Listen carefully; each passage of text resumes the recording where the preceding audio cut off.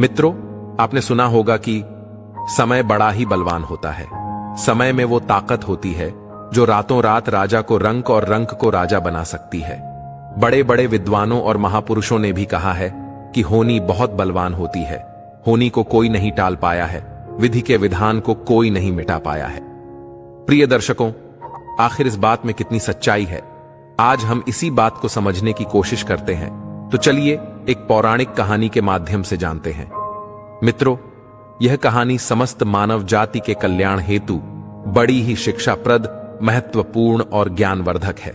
इसलिए मेरा आपसे निवेदन है कि कहानी को अंत तक पूरा सुनना और कमेंट बॉक्स में सच्चे मन से हर हर महादेव अवश्य लिखना। मित्रों, बहुत समय पहले की बात है। एक किसी नगर से कुछ दूर एक साधु महात्मा का आश्रम था। वह महात्मा सभी शास्त्रों में पारंगत और वेदों का ज्ञान रखते थे। उनकी ख्याति बहुत दूर दूर तक फैली हुई थी। इसीलिए उनके पास दूर दूर से लोग अपना भाग्य दिखाने के लिए आते थे, क्योंकि वह महात्मा भूत, भविष्य और वर्तमान तीनों कालों का संपूर्ण ज्ञान रखते थे। वह महात्मा जिन लोगों का भी भाग्य देखकर उन्हें बताते थे, वह बात सत्य साबित हो जाती था। वे दूर से ही उनका भाग्य पढ़कर यह बता देते थे कि उनके भाग्य में क्या लिखा हुआ है। उसी समय में उस नगर में एक पंडित और उसकी पत्नी रहते थे। उसकी पत्नी भी धर्म में विश्वास और ईश्वर में आस्था रखती थी, परंतु उनकी कोई संतान नहीं थी। उन्होंने गांव वालों से बहुत सुना था कि इस गांव में एक महात्मा है जो किसी का भी भाग्य बता देते हैं कि उसके भाग्य में क्या लिखा है। उन्होंने सोचा कि क्यों ना हम भी एक बार उस महात्मा के दर्शन करें। फिर अगली सुबह वह पंडित और उसकी पत्नी उस महात्मा से मिलने के लिए चले जाते हैं। वे दोनों उस महात्मा के आश्रम में आकर रोने लग जाते हैं। तब वे महात्मा उन दोनों को चुप कराते हुए पूछते हैं, हे बेटा, रो मत, तुम्हें क्या दुख है? मुझे बताओ, मैं अवश्य ही कोई समाधान निकाल लूंगा। तब पंडित उस महात्मा से कहता है, हे गुरुदेव, हमारी कोई संतान नहीं है। यह दुख हम दोनों को हर दिन अंदर से खाता रहता है। हमने आपका बहुत नाम सुना है, इसीलिए हम आपके पास आए हैं। कृपया आप हमारा भाग्य देखकर हमें बताओ कि हमारे जीवन में पुत्र सुख है या नहीं। तब महात्मा कहते हैं, हे पुत्र, तुम चिंता मत करो। तभी महात्मा पंडित की पत्नी को आश्रम के मंदिर से 2 सेब लाकर देते हैं और कहते हैं, आप दोनों पति पत्नी इनको खा लेना, तुम्हें अवश्य ही संतान प्राप्ति होगी। फिर वह दोनों उन महात्मा को प्रणाम करके वहां से अपने घर चले आते हैं। अब धीरे धीरे समय बीतता है और 1 साल के बाद उनके घर में पुत्र का जन्म होता है। तब पंडित और उसकी पत्नी बहुत खुश थे। पंडित अपनी पत्नी से कहता है कि हे प्रिय, क्यों ना हम उन महात्मा को अपने घर बुलाकर उनकी सेवा करें। फिर पंडित और उसकी पत्नी उस महात्मा को अपने घर बुलाते हैं और बड़े ही आदर सत्कार के साथ उनकी सेवा करने लगते हैं। मित्रों, पंडित उन महात्मा से ही अपने बेटे का नामकरण करवाते हैं। तब वह महात्मा उसके बेटे का नाम विश्वजीत रखते हैं। फिर पंडित उन महात्मा से कहता है, हे गुरुदेव, आप हमारे बच्चे का भविष्य देखकर बताओ कि हमारा पुत्र अपने जीवन में क्या करेगा। तभी वह महात्मा कहता है, अभी इसकी आयु बहुत कम है, अभी इसको बड़ा होने दो। जब इसकी आयु 8 वर्ष की हो जाए, तब इसको मेरे पास लेकर आना, मैं इसका भाग्य अवश्य बता दूंगा। यह बोलकर महात्मा वहां से चले आते हैं और अब धीरे धीरे समय गुजरता गया। जब पंडित का बेटा 8 वर्ष का हो गया, तब एक दिन पंडित अपने बेटे को लेकर उस गुरु के आश्रम पहुंच जाता है।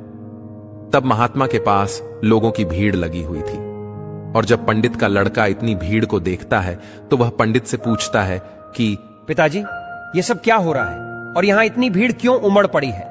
तब पंडित अपने बच्चे को बताता है कि पुत्र, यह महात्मा त्रिकालदर्शी है, इनको भविष्य का पता चल जाता है।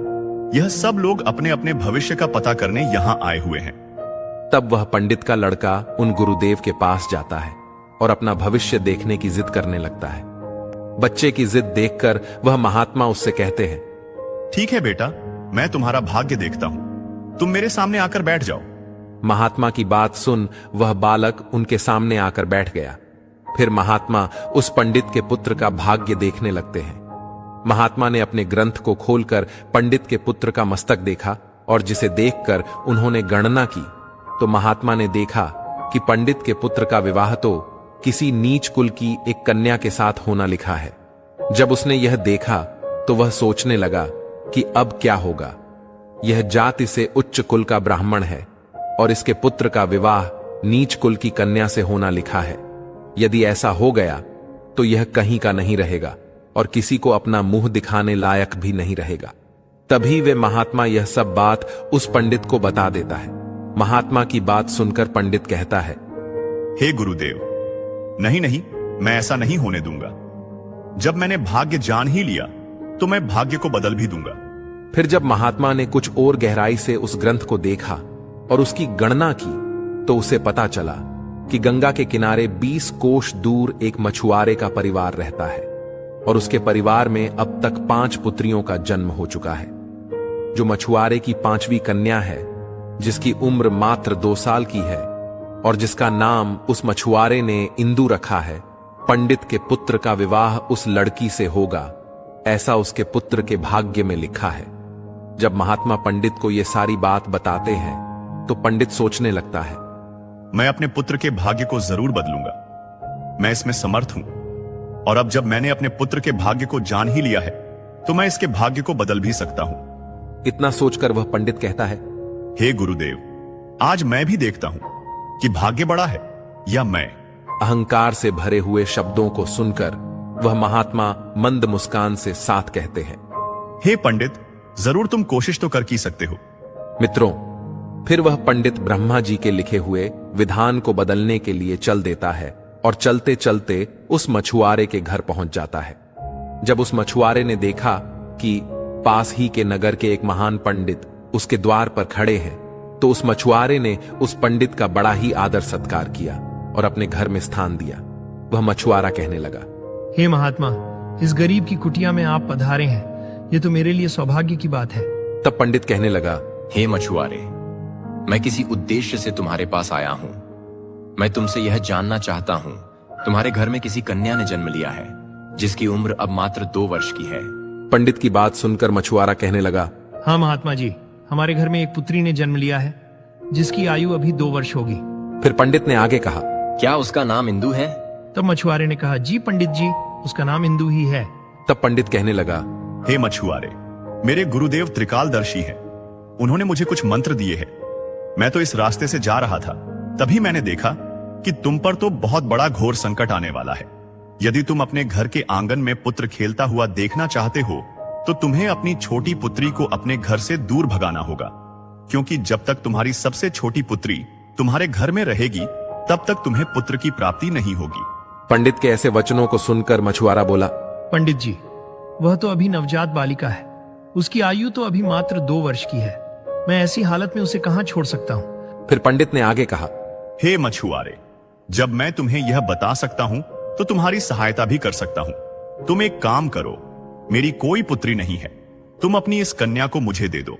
मैं इसका पालन पोषण तुमसे भी अच्छी तरह करूंगा और जब यह बड़ी हो जाएगी तो मैं अच्छा सा वर ढूंढकर इसका विवाह भी कर दूंगा। मित्रों, तब वह मछुआरा पुत्र की लालसा में अपनी नवजात पुत्री को उस पंडित को दे देता है। अब वह पंडित मन ही मन बहुत खुश होता है और उस छोटी सी कन्या को लेकर चल देता है। चलते चलते वह पंडित सोचने लगता है कि यदि इस कन्या को मैंने मार दिया तो मुझे बाल हत्या का पाप लगेगा। तभी उस पंडित को एक कुटिया दिखाई देती है। फिर उस कन्या से छुटकारा पाने के लिए वह पंडित उस कुटिया के पास जाता है जहां एक वृद्ध व्यक्ति बैठा हुआ था। वह पंडित उस बूढ़े व्यक्ति से कहता है, बाबा, अगर आपको पास कोई संदूक है तो कृपया आप मुझे दे दीजिए। मुझे उसकी जरूरत है अगर आप मेरी मदद करेंगे। पंडित की बात सुन वह बूढ़ा व्यक्ति उसे एक लकड़ी का संदूक दे देता है। फिर वह पंडित उस संदूक में उस नवजात कन्या को सुलाकर वहीं गांव के पास में बह रही नदी के जल में प्रवाहित कर देता है और सोचने लगता है कि यह संदूक कुछ दूर जाकर अवश्य ही डूब जाएगा और यह लड़की भी मर जाएगी। इस तरह मेरा इससे पीछा छूट जाएगा और मुझे बाल हत्या का पाप भी नहीं लगेगा। फिर वह पंडित अपने घर चले जाता है। मित्रों, परंतु इस दुनिया में कोई ऐसा व्यक्ति नहीं है जो किसी के भाग्य को बदल सके, क्योंकि उस लड़की के भाग्य में जीना लिखा हुआ था जिस कारण से वह संदूक उस नदी के जल में नहीं डूबता है और नदी उसे बहाते हुए अन्य गांव के पास किनारे ले जाती है। उधर जब उस गांव का एक ब्राह्मण सुबह सुबह स्नान करने के लिए आता है, उसी नदी में स्नान कर रहा होता है कि तभी उसकी नजर उस संदूक पर पड़ती है। जब वह ब्राह्मण उस संदूक को खोलता है तो वह देखता है कि संदूक के अंदर एक बहुत ही सुंदर कन्या सोई हुई है और शांत रूप से मंद मुस्कान के साथ अपने पैर के अंगूठे को चूस रही है।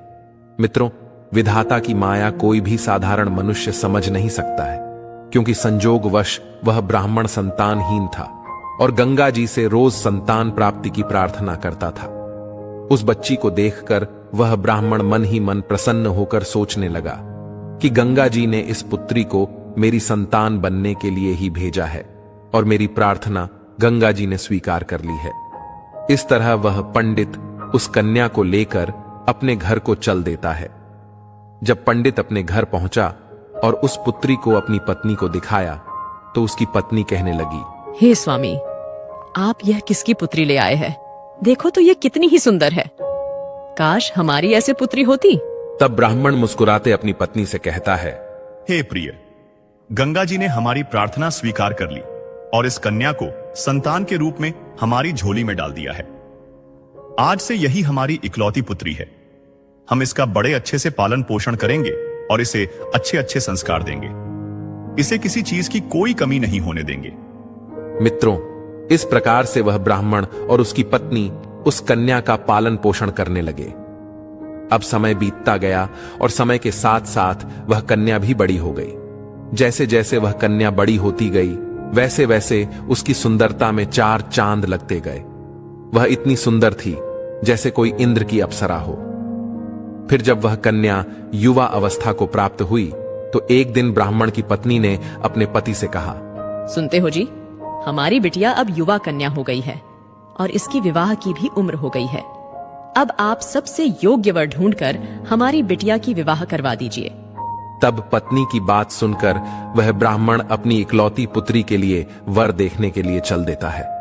जब आसपास उसके लायक कोई वर नहीं मिलता है तो वह ब्राह्मण अपनी पुत्री के लिए वर की तलाश करते करते उसी नगर में पहुंच जाते हैं। वहां जाकर वह लोगों से पूछने लगता है कि यहां कोई ऐसा ब्राह्मण परिवार है जिसका कोई पुत्र विवाह के योग्य हो।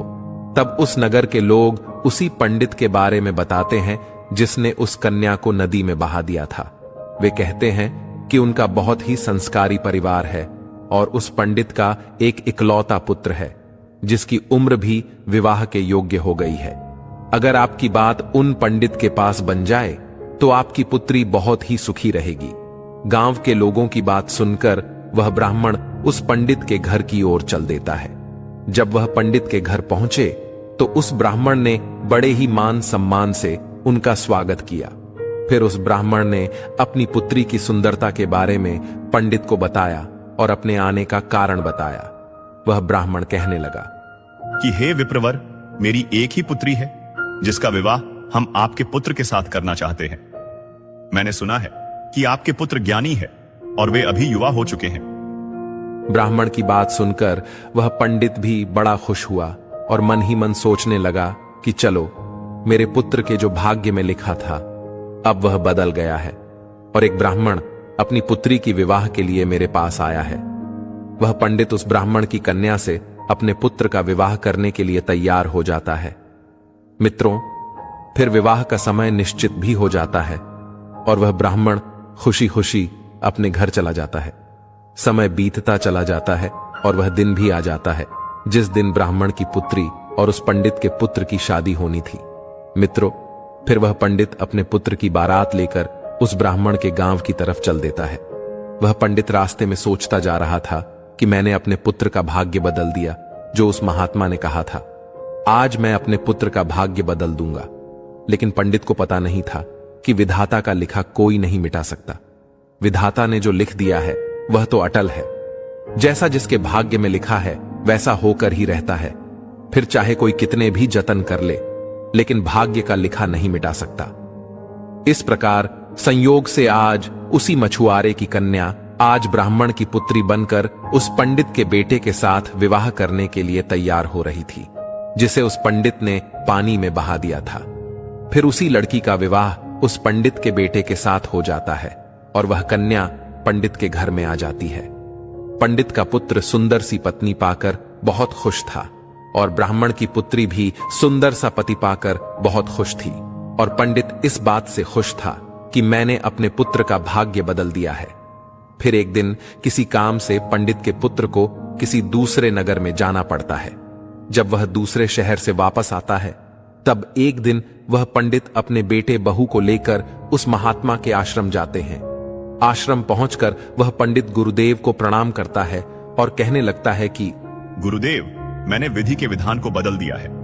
पंडित की बात सुनकर गुरुदेव हंसने लगते हैं। तभी पंडित ने गुरुदेव को हंसता देख पूछता है, हे गुरुदेव, आप हंस क्यों रहे हैं? तब गुरुदेव पंडित को बताते हैं कि यह वही लड़की है जिसको तुमने नदी में बहा दिया था। यह सुनकर पंडित को पसीना छूटने लगा। वह सोचने लगा कि यह तो वही मछुआरे की लड़की है जिसे मैंने मरने के लिए नदी में प्रवाहित कर दिया था। फिर यह मेरे घर में मेरी पुत्र वधू बनकर कैसे आ गई? तब उस पंडित ने इंदु से कहा, पुत्री, तुम तो अपने पिता की इकलौती पुत्री हो ना?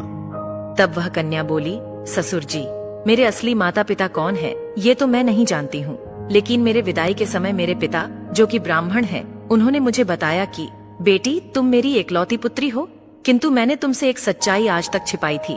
वह है कि मेरे असली माता पिता तो बड़े ही निष्ठुर थे। उन्होंने मुझे 2 वर्ष की अवस्था में ही गंगा में प्रवाहित कर दिया था और मैंने तुम्हें बचाया था। हे पुत्री, तुम मुझे वचन दो, ये गुप्त बात केवल हम दोनों में ही रहेगी। मित्रों, जब पंडित ने यह पुष्टि कर ली कि यह वही मछुआरे की लड़की है, तो उस पंडित ने इंदु से निजात पाने के लिए एक और युक्ति निकाली। वह अपनी बहू से बोला, बेटी, यदि तुम पहली संतान पुत्र पाना चाहती हो तो तुम्हें मेरे साथ समुद्र पर चलना होगा। जब दोनों ससुर और बहू समुद्र पर पहुंचे, तब पंडित ने अपने हाथ से एक अंगूठी निकाली और उस अंगूठी को दिखाते हुए उस अंगूठी को समुद्र में फेंक दिया और इंदु से कहा, बेटी, जिस दिन तुम्हें यह अंगूठी मिल जाए, ठीक उसी दिन तुम अपने घर आ सकती हो। यदि तुम्हें यह अंगूठी नहीं मिली और तुम अपने पिता के घर पहुंच गई या मेरे घर आ गई, तो तुम अपने पति को खो दोगी। इसलिए अब तुम्हें तब तक कहीं नहीं जाना है जब तक वह अंगूठी ना मिल जाए। यदि तुम मेरे वचनों का पालन करोगी तो तुम्हें अवश्य ही पुत्र की प्राप्ति होगी और तुम्हारा भाग्य बदल जाएगा। ऐसा कहकर वह पंडित उस कन्या को फिर से अनाथ करके समुद्र के किनारे पर छोड़कर वापस अपने घर लौट आता है। उधर इंदु ने काफी प्रयास किया, लेकिन अंगूठी नहीं मिली। जब अंगूठी नहीं मिली तो वह बेचारी एक रास्ते की तरफ चलने लगी, क्योंकि अब ना तो वह अपने पिता के घर जा सकती थी और ना ही अपने पति के घर जा सकती थी। फिर चलते चलते जब वह आगे बढ़ी तो सामने से उसे एक राजपूताना परिवार आता हुआ दिखाई दिया जो अपने गांव की तरफ जा रहा था।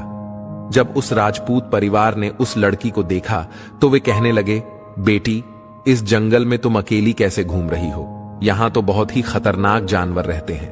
तब वह कन्या कहने लगी, क्या बताऊं, मैं विपत्ति की मारी हूँ और मेरा इस दुनिया में कोई नहीं है। तब उस राजपूत परिवार का मुखिया बोला, बेटी, अगर तुम चाहो तो हमारे साथ चल सकती हो। जब इंदु ने यह सुना तो वह सहज गई, उनके साथ चलने के लिए तैयार हो गई। इस प्रकार इंदु को उस राजपूत परिवार ने अपने घर खाना बनाने के लिए रख लिया। उस राजपूत परिवार का जो मुखिया था वह उस पंडित का बहुत ही घनिष्ठ मित्र था। उधर जब पंडित का लड़का अपने घर आया और उसने अपने पिताजी से इंदु के बारे में पूछा, तो पंडित ने झूठी कहानी सुना दी कि गंगा स्नान करते समय तुम्हारी पत्नी इंदु डूबकर मर गई है।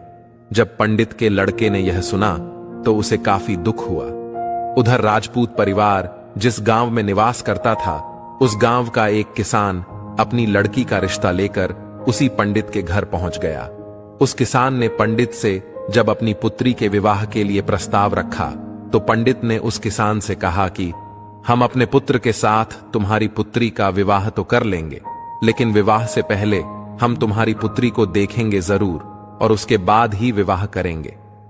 क्योंकि पंडित को डर था कि कहीं उस मछुआरे की वही कन्या फिर से विवाह ना कर ले जो मेरे लड़के के भाग्य में लिखी है। वह किसान उस पंडित की शर्त मान गया और अपने गांव को वापस लौट गया। फिर पंडित अपने पुत्र के लिए लड़की देखने उस किसान के गांव की तरफ चल दिया। उधर जो अंगूठी उस पंडित ने समुद्र में फेंकी थी, उसे एक मछली निगल गई। मित्रों, फिर विधि के विधान अनुसार एक दिन किसी मछुआरे ने समुद्र में जाल फेंका तो उसे वही मछली मिली जो अंगूठी निगल गई थी। मछुआरा पकड़ी मछली को बेचने के लिए वहीं पहुंच गया जहां वह राजपूत परिवार रहता था, क्योंकि उस राजपूत परिवार के मुखिया को मछली खाना बहुत ही पसंद था। इसलिए उस राजपूत ने उस मछुआरे से उस मछली को खरीद लिया और उस मछली को ले जाकर इंदु से कहा, बेटी, क्या तुम मेरे लिए मछली पका दोगी? तब इंदु बोली, जी पिताजी, मैं मछली खाती तो नहीं हूँ, लेकिन आपके लिए जरूर बना दूंगी। फिर जब वह उस मछली लेकर रसोई में काटने लगी तो उसके पेट में से वही अंगूठी निकलकर जमीन पर गिर पड़ी। जब इंदु ने उस अंगूठी को देखा तो वह पहचान गई और अंगूठी पाकर बहुत खुश हुई। उधर वह पंडित अपने पुत्र को लेकर किसान के गांव में पहुंचा तो वह अपने बेटे से कहने लगा, हे पुत्र, इस गांव में हमारे घनिष्ठ राजपूत मित्र रहते हैं। पहले हम उनके पास चलते हैं, उसके बाद हम तुम्हारे लिए लड़की देखने किसान के घर जाएंगे। पंडित के बेटे ने कहा, ठीक है पिताजी। मित्रों, फिर वे दोनों उस राजपूत के घर पहुंच गए। राजपूत ने जब अपने मित्र पंडित को आते हुए देखा तो वह भी बहुत खुश हुआ और उनका आदर सत्कार किया। आदर सत्कार करके उन्हें अपने पास में बिठाया और उसने इंदु को आवाज दी, बेटी, हमारे घनिष्ठ मित्र आए हैं, जरा उनके लिए पानी का इंतजाम करो। जब इंदु पानी लेकर आई तो इंदु ने पंडित को देखा, पंडित ने इंदु को देखा।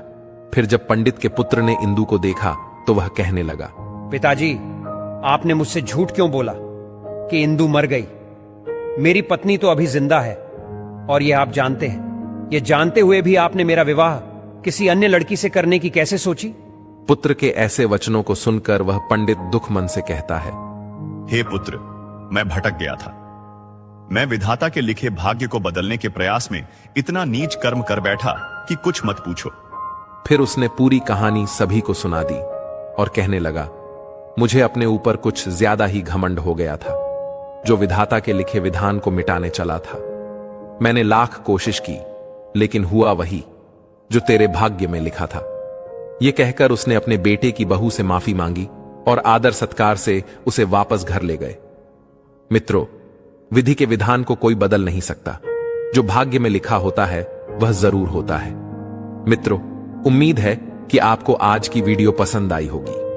अगर कहानी पसंद आई हो तो वीडियो को लाइक करके चैनल को सब्सक्राइब जरूर करें और साथ ही कमेंट में जय श्री कृष्णा और हर हर महादेव जरूर लिखें। कहानी को पूरा सुनने के लिए आपका धन्यवाद।